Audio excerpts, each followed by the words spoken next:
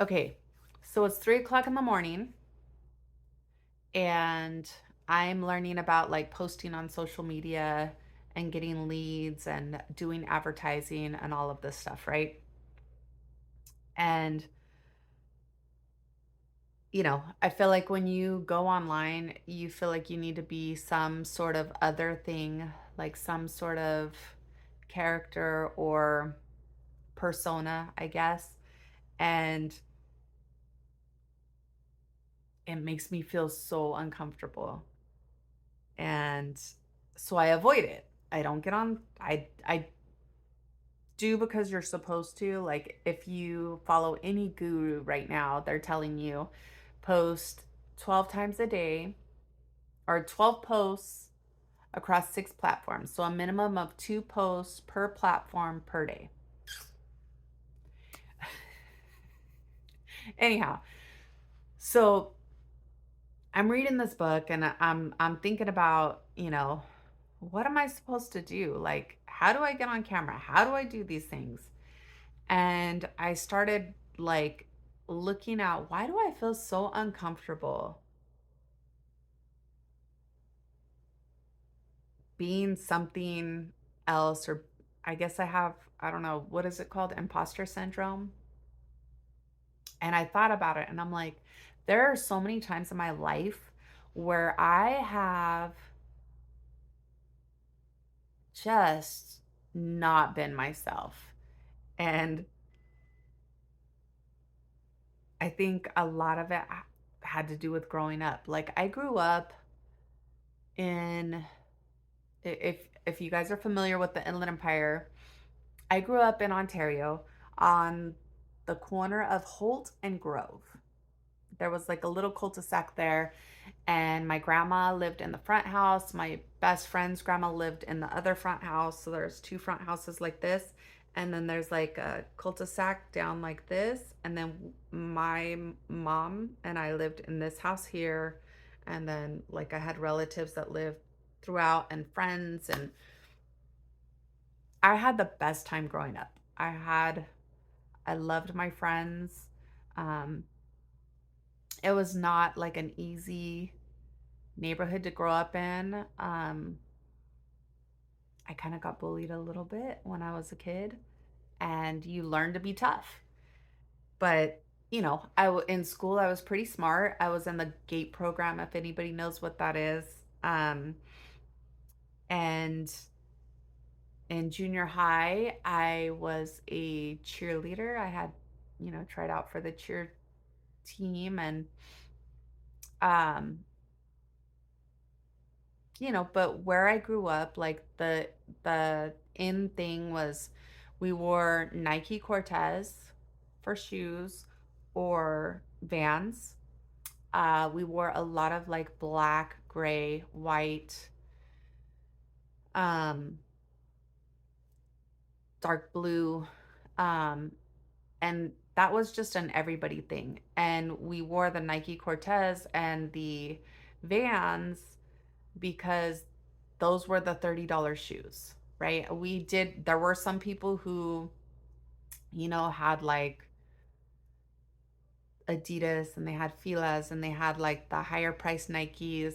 But for the most part, like most of my friends, that's what we wore because that's what we could afford. That's what our parents would agree to. Um, and we wore our hair high and I wore eyeliner underneath my eyes. And that's just how it was. And it didn't matter, like,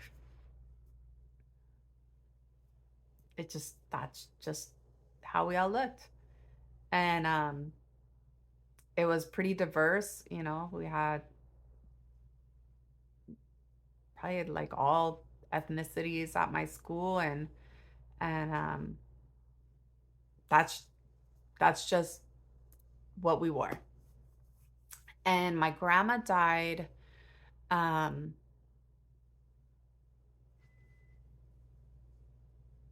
just before my 13th birthday.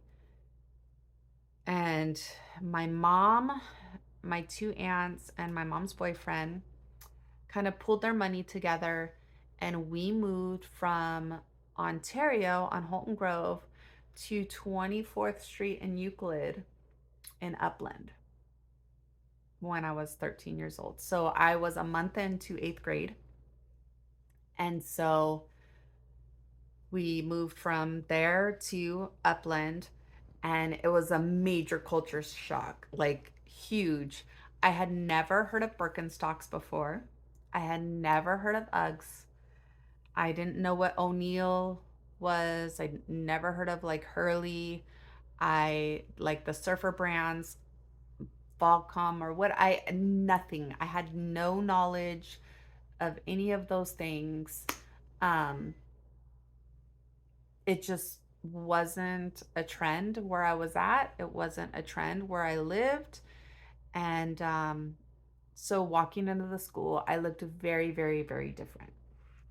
And I tried to dress up my first day. And so I remember I was wearing like a red jacket and like a black shirt and some pants, and my hair was like ultra high.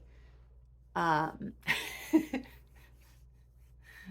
and my friend, um, my best friend that I grew up with, she came and stayed with me, and she went to the school too. She started the same day I did. And I think she was only there for a few months, but she fit in much better than I did. Um, but on my first day of school, we were going around the class,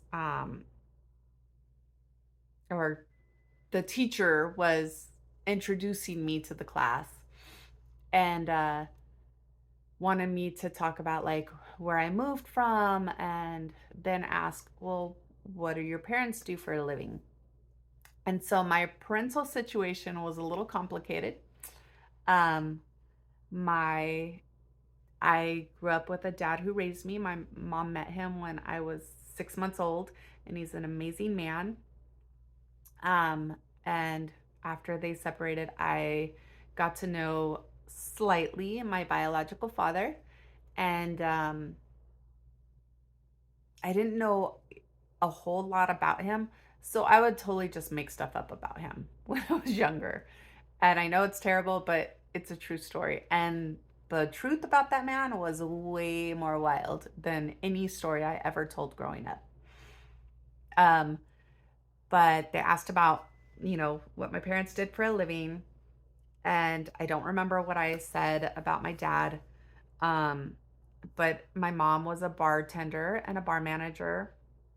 And growing up, that was always super cool with my friends. They're like, "Oh, your mom's a bartender? That's awesome." And she worked at a Italian restaurant, so when I had friends over, we'd get pizza and spaghetti, and like it was great. And so in the class, I was like, "Oh, my mom's a bartender." And the girl next to me was like, "Your mom's a bartender?" Oh, like almost like she pitied me. And that was probably the first time I ever felt like, oh man, I felt very different. And even growing up, I mean, I looked different than the kids at my school, and I was skinny and kind of nerdy. I got picked on a lot, and I got beat up a few times, um, and had to learn to fight because, it was a rough area. But I never felt like, I don't know, less than, I guess. And it's funny because people assumed like I was a chola or like a gangster, I guess. That's so embarrassing to talk about. But I just went with it. And for the life of me, I cannot understand why I just went with that. And like let these people assume that that was who I was. And I like played into the role too. I was like, oh yeah. And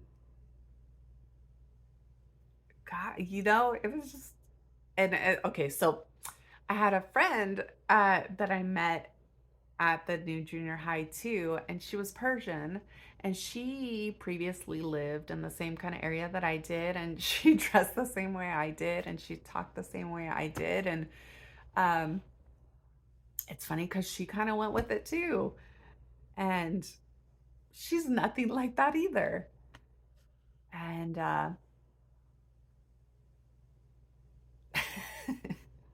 so as I was reading these books about, you know, social media and having this like brand image and all of these things, I just thought I was going through all of these times in my life where I just kind of like let myself be pigeonholed into this image of whatever was going on at the time in the world or whatever society like pushed me into, and how I allowed myself to compromise my own beliefs and my own like self, my own like my when I went to junior high, when I changed junior highs, like I loved to dance. I was I was a dancer. That's what I did. That's why I was on cheer. That's, you know, I made friends by dancing. I just That's something that we did. It was fun. It was great. I just and I let go of the things that I loved to play this role that other people assumed I was in. I don't know. So I'm looking at all of these things that loan officers are publishing and they're putting out there talking about, like, the one I hate the most is um, marry the house, date the rate. If I see another post with that, I swear to God, I can't. I just, I don't want to see it anymore. It's okay. My friends who are lit officers, if you're posting that, I understand. We only get paid if we close. I know. And we're trying to sell. I get it. But I really have to feel like I'm giving something of value to people for me to put something online. And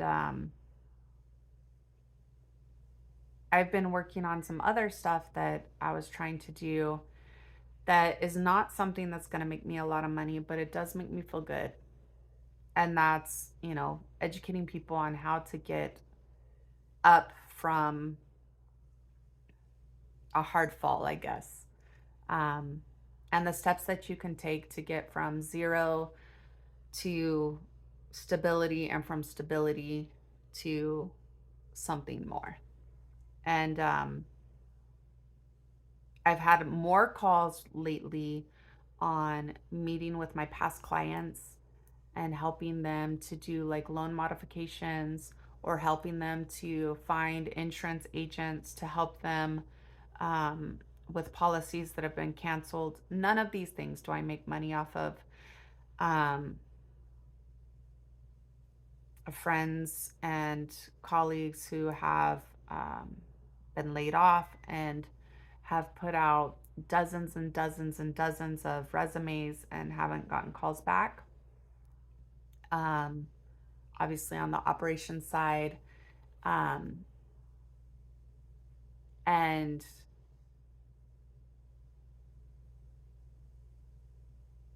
I just,